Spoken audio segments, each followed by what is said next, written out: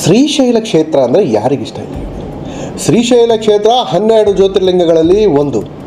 ಇಲ್ಲಿ ಅಪಾರವಾದ ಶಕ್ತಿ ಇದೆ. ಮಹಾಶಿವ ಸಾಕ್ಷಾತ್ ಪ್ರತ್ಯಕ್ಷವಾಗಿರ್ತಕ್ಕಂಥ ಕ್ಷೇತ್ರ ಈ ಶ್ರೀಶೈಲ ಕ್ಷೇತ್ರ. ಇಲ್ಲಿ ಪ್ರತಿನಿತ್ಯ ಸಾವಿರಾರು ಭಕ್ತರು ಆಗಮಿಸ್ತಾರೆ.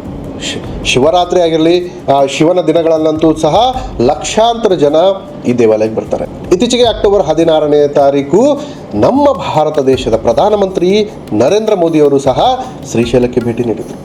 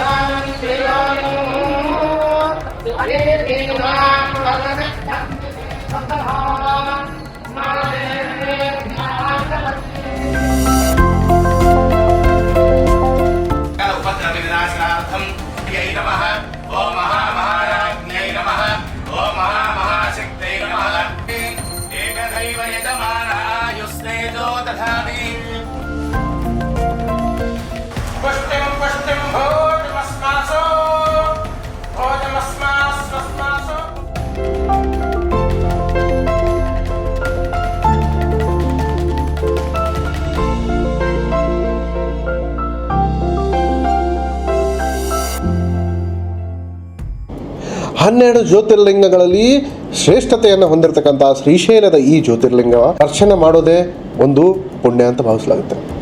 ಅನೇಕ ಪುಣ್ಯಕ್ಷೇತ್ರಗಳಿಗೆ ತಿರುಗೋದು ಒಂದೆಡೆ ಆದರೆ, ಆ ಎಲ್ಲ ಪುಣ್ಯಕ್ಷೇತ್ರಗಳಿಗೆ ತಿರುಗಿದ್ರೂ ಸಹ ಅಷ್ಟು ಪುಣ್ಯ ಬರುತ್ತೋ ಇಲ್ಲ ಗೊತ್ತಿಲ್ಲ. ಆದರೆ ಶ್ರೀಶೈಲದಲ್ಲಿರ್ತಕ್ಕಂಥ ಈ ಮಲ್ಲಿಕಾರ್ಜುನನ ದರ್ಶನ ಮಾಡಿದ್ರೆ ಅಷ್ಟು ಪುಣ್ಯ ಸಿಗುತ್ತೆ ಅಂತಕ್ಕಂಥ ಮಾತುಗಳಿವೆ.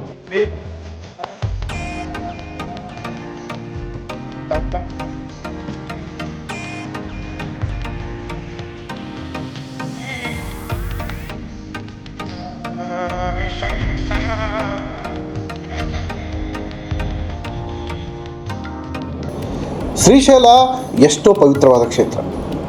ಇಲ್ಲಿ ಶಿವನನ್ನು ಪ್ರತ್ಯಕ್ಷವಾಗಿ ಶ್ರೀರಾಮ ನೋಡಿದ್ದಾನೆ. ಪುರಾಣಗಳಲ್ಲಿ ಅನೇಕ ಕಥೆಗಳು ಶ್ರೀಶೈಲದ ಮೇಲಿವೆ.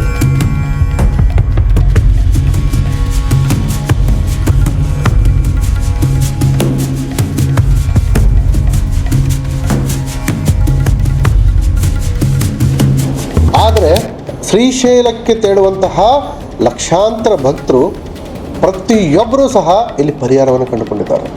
ಶ್ರೀಶೈಲ ಮಲ್ಲಿಕಾರ್ಜುನನನ್ನು ಒಂದು ಸಾರಿ ನಾವು ಮನಸ್ಸಲ್ಲಿ ಪಠಿಸಿದರೆ ಸಾಕು, ನಮ್ಮ ಸಮಸ್ಯೆಗಳು ದೂರ ಆಗಿರ್ತಕ್ಕಂಥ ಉದಾಹರಣೆಗಳಿವೆ. ಅದಕ್ಕಾಗಿಯೇ ಪ್ರತಿನಿತ್ಯ ಶ್ರೀಶೈಲದಲ್ಲಿ ಭಕ್ತರ ದಂಡೇ ಸೇರ್ತಾ ಇದೆ. ಅದ್ಭುತವಾದ ಕಾಡಿನ ಮಧ್ಯದಲ್ಲಿ ನೆಲೆಸಿರ್ತಕ್ಕಂಥ ಶ್ರೀಶೈಲ ಪುಣ್ಯಕ್ಷೇತ್ರ ಅನೇಕ ಭಕ್ತರ ಭಕ್ತಿಯ ಕೇಂದ್ರ ಬಿಂದು ಸಹ ಹೌದು. ಆದರೆ ನಾವು ಶ್ರೀಶೈಲದ ಬಗ್ಗೆ ನೋಡಿರದಂತಹ, ಕೇಳಿರದಂತಹ, ನೋಡಿದ್ರೂ ಸಹ ಅದರ ಬಗ್ಗೆ ಅಲ್ಲಗಳೆದು ಮುಂದೆ ಸಾಗಿರ್ತಕ್ಕಂಥ ಅನೇಕ ವಿಷಯಗಳ ಬಗ್ಗೆ ಇವತ್ತು ನಾವು ಚರ್ಚೆ ಮಾಡ್ತಾ ಇದ್ದೀವಿ. ಏನಪ್ಪ ಅಂತಂದರೆ, ಶ್ರೀಶೈಲದಲ್ಲಿ ಶಿವನ ಸನ್ನಿಧಿಯಲ್ಲಿ ನಾವು ತೆರೆದಾಗ ಯಾವುದೇ ರೀತಿಯಾದಂಥ ಭೇದ ಭಾವಗಳಿಲ್ಲ. ಎಲ್ಲರೂ ಒಂದೇ ನನ್ನ ಎದುರುಗಡೆ ಅಂತಕ್ಕಂಥ ಭಾವನೆಯನ್ನು ಸಾಕ್ಷಾತ್ ಪರಮ ಶಿವ ಹೊಂದಿದ್ದಾನೆ. ಆದರೆ ಶ್ರೀಶೈಲದಲ್ಲಿ ನಡೀತಕ್ಕಂಥ ಕೆಲವೊಂದು ಘಟನೆಗಳಾಗಿರಲಿ, ಕೆಲವೊಂದು ವಿಷಯಗಳಾಗಿರಲಿ, ಆಮೇಲೆ ಕೆಲವೊಂದು ಸಿಸ್ಟಮ್ಗಳನ್ನು ಅಲ್ಲಿ ಏನು ಮಾಡ್ಕೊಂಡಿದ್ದಾರೆ, ಇದು ಸಾಮಾನ್ಯವಾಗಿ ಸಮಾನತೆಯನ್ನು ಮನಸ್ಸಲ್ಲಿಟ್ಕೊಂಡು ಹೋಗಿರ್ತಕ್ಕಂಥ ವ್ಯಕ್ತಿಗಳಿಗೆ ತೀರಾ ನೋವು ಉಂಟು ಮಾಡುತ್ತೆ. ಅದ್ಯಾವುದು ಅಂತಂದರೆ, ನೀವು ಶ್ರೀಶೈಲಕ್ಕೆ ಎಂಟ್ರಿ ಆದ ಕೂಡಲೇ ಬಹುಶಃ ನಿಮಗೆ ಗೋತ್ರ ಏನಾದರೂ ಗೊತ್ತಿಲ್ಲ ಅಂದರೆ, ನೀವು ಯಾವುದೋ ಟೆಂಪಲಲ್ಲಿ ರಸ್ತೆ ಮೇಲೆ ಯಾವುದೋ ಕಲ್ಯಾಣ ಮಂಟಪದಲ್ಲಿ ಮಲ್ಕೋಬೇಕೆ ಹೊರತು ನಿಮಗೆ ಅಲ್ಲಿ ರೂಮ್ ಸಿಗೋದು ತುಂಬ ಕಷ್ಟ. ಜಾತಿಯ ಆಧಾರದ ಮೇಲೆ ಅಲ್ಲಿ ಕಟ್ಟಡಗಳ ನಿರ್ಮಾಣ ಆಗಿದೆ. ನೀವು ಶ್ರೀಶೈಲಕ್ಕೆ ಎಂಟ್ರಿ ಕೊಟ್ಟರೆ ಸಾಕು, ನಿಮಗೆ ಬಹಳಷ್ಟು ಜಾತಿ ಆಧಾರಿತ ಕಟ್ಟಡಗಳೇ ಸಿಗುತ್ತೆ. ಇದು ಕೇವಲ ಶ್ರೀಶೈಲಕ್ಕೆ ಮಾತ್ರವಲ್ಲ, ತಿರುಪತಿಯ ತಿರುಮಲದಲ್ಲೂ ಇದೇ ರೀತಿಯಾದಂತಹ ಪರಿಸ್ಥಿತಿ ಇದೆ. ಆದರೆ ತಿರುಪತಿಯ ತಿರುಮಲದಲ್ಲಿ ದೇವಾಲಯದ ಕೊಠಡಿಗಳಿರೋದ್ರಿಂದ ಅಲ್ಲಿ ಸಾಮಾನ್ಯವಾಗಿ ಎಲ್ಲರಿಗೂ ಸಹ, ಅಂದರೆ ಈ ಜಾತಿ ಭೇದ ಮಾಡಲಾರದೆ ಈ ಪ್ರತಿಯೊಬ್ಬರಿಗೂ ಸಹ ಅಲ್ಲಿ ವಸತಿ ಸೌಕರ್ಯ ದೊರೆಯುತ್ತೆ. ಆದರೆ ಶ್ರೀಶೈಲದಲ್ಲಿ ಹಾಗಿಲ್ಲ. ದೇವಾಲಯದ ಕೊಠಡಿಗಳು ಇದ್ದರೂ ಸಹ ಅವು ಸರಿಯಾದ ಸಮಯಕ್ಕೆ ಭಕ್ತರಿಗೆ ಲಭ್ಯವಾಗದೇ ಇರೋದ್ರಿಂದ ಸಾಮಾನ್ಯವಾಗಿ ಭಕ್ತರು ಏನು ಮಾಡ್ತಾರೆ ಅಂದರೆ ಇನ್ನೊಂದು ಪರ್ಯಾಯ ಮಾರ್ಗವನ್ನು ಹುಡ್ಕೊಳ್ತಾರೆ. ಆ ಪರ್ಯಾಯ ಮಾರ್ಗ ಏನಂದರೆ ಪ್ರೈವೇಟ್ ಚೌಲ್ಟ್ರಿಗಳನ್ನು ಹುಡುಕೋದು. ಆದರೆ ಶ್ರೀಶೈಲದಲ್ಲಿರ್ತಕ್ಕಂಥ ಪ್ರೈವೇಟ್ ಚೌಲ್ಟ್ರಿಗಳಲ್ಲಿ ಯಾವ ರೀತಿ ರಿಸ್ಟ್ರಿಕ್ಷನ್ಸ್ ಇದೆ ಅಂದರೆ, ಬ್ರಾಹ್ಮಣರ ಚೌಲ್ಟ್ರಿ ಬೇರೆ, ವೈಷ್ಣವರದ್ದು ಬೇರೆ, ಕೋಲಿ ಸಮಾಜದವ್ರದ್ದು ಬೇರೆ, ವಾಸವಿ ಸಮಾಜದವ್ರದ್ದು ಬೇರೆ, ಮರಾಠರದ್ದು ಬೇರೆ, ಕ್ಷತ್ರಿಯರದು ಬೇರೆ. ಒಂದಲ್ಲ ಎರಡಲ್ಲ, ಎಷ್ಟು ಜಾತಿಗಳಿವೆ ಅಷ್ಟೂ ಜಾತಿಗಳ ಬೇರೆ ಬೇರೆ ಬೇರೆ ಬೇರೆ ಚೌಲ್ಟ್ರಿಗಳಿವೆ.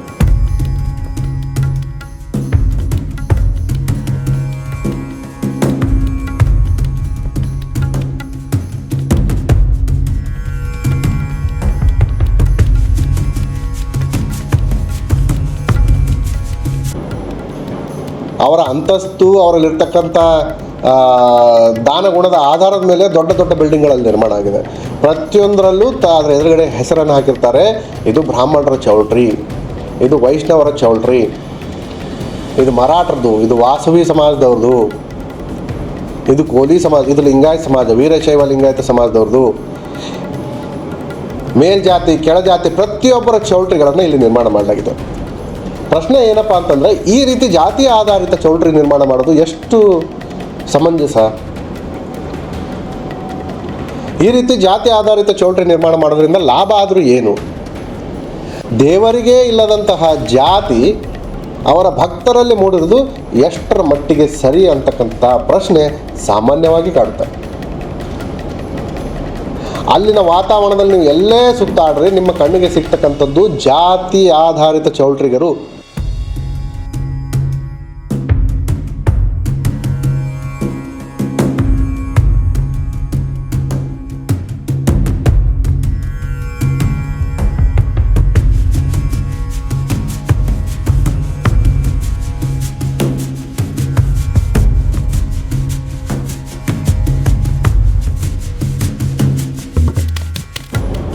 ಅದಲ್ಲದೆ ಈಗ ವಿಶೇಷವಾಗಿ ಹೊಸದೊಂದು ಅಲ್ಲಿ ನಮಗೆ ಕಾಣೋಕ್ಕೆ ಸಿಕ್ತು.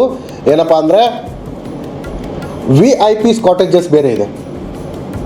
ಯಾರು ಐಷಾರಾಮಿಯಾಗಿ ಬದುಕ್ತಾರೆ, ಎಷ್ಟು ಐಷಾರಾಮಿ ಅಂದರೆ ಕೋಟ್ಯಾನು ಕೋಟಿ ಮಾಲೀಕರಾಗಿರ್ತಾರೆ, ದೊಡ್ಡ ದೊಡ್ಡ ಬಿಸ್ನೆಸ್ ಮ್ಯಾನ್ಗಳು, ಅವರದೇ ಸಪರೇಟ್ ಚೌಲ್ಟ್ರಿಗಳಿವೆ, ಅವರದೇ ಕೆಲವೊಂದು ಕಟ್ಟಡಗಳಿವೆ. ಅವ್ರು ಭಕ್ತರಿಗೆ ಕೊಡ್ತಾರೋ ಕೊಡೋದಿಲ್ವೋ ಅದು ಎರಡನೇ ಮಾತು.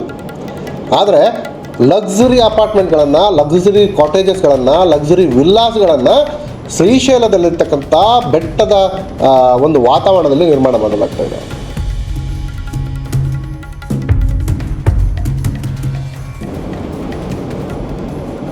ಬಡವರು ಬರ್ತಾರೆ, ಶ್ರೀಮಂತರು ಬರ್ತಾರೆ, ಮೇಲ್ವರ್ಗದವರು ಬರ್ತಾರೆ, ಕೆಳವರ್ಗದವರು ಬರ್ತಾರೆ. ಎಲ್ಲರನ್ನೂ ಸಮಾನ ರೀತಿಯಾಗಿ ಶ್ರೀಶೈಲದಲ್ಲಿ ಸಾಕ್ಷಾತ್ ಮಲ್ಲಿಕಾರ್ಜುನ ನೋಡ್ಕೊಳ್ತಾರೆ. ಅವರ ಕಷ್ಟಗಳನ್ನು ದೂರ ಮಾಡ್ತಾರೆ, ಅವರ ಬಯಕೆಗಳನ್ನು ಈಡೇರಿಸ್ತಾರೆ. ಆದರೆ ಭಕ್ತರು ಯಾಕೆ ಈ ಜಾತಿ ಆಧಾರಿತ ಮೇಲು ಕೀಳು, ದುಡ್ಡಿದ್ದವರು ದುಡ್ಡು ಇಲ್ಲಾರ್ದವರು ಅಂತಕ್ಕಂಥ ಸಿಸ್ಟಮ್ ಹಾಕ್ಕೊಂಡಿದ್ದಾರೆ ಅಂತಕ್ಕಂಥದ್ದು ನನಗಂತೂ ಅರ್ಥ ಆಗಲಿಲ್ಲ. ಈ ಒಂದು ಸಿಸ್ಟಮ್ ಚೇಂಜ್ ಆಗಬೇಕು. ಧಾರ್ಮಿಕ ಕ್ಷೇತ್ರಗಳಲ್ಲಿ ಜಾತಿ ಆಧಾರಿತ ವ್ಯವಸ್ಥೆ ಇರೋದು ತುಂಬ ನೋವುಂಟು ಮಾಡ್ತಕ್ಕಂಥ ಸಂಗತಿ.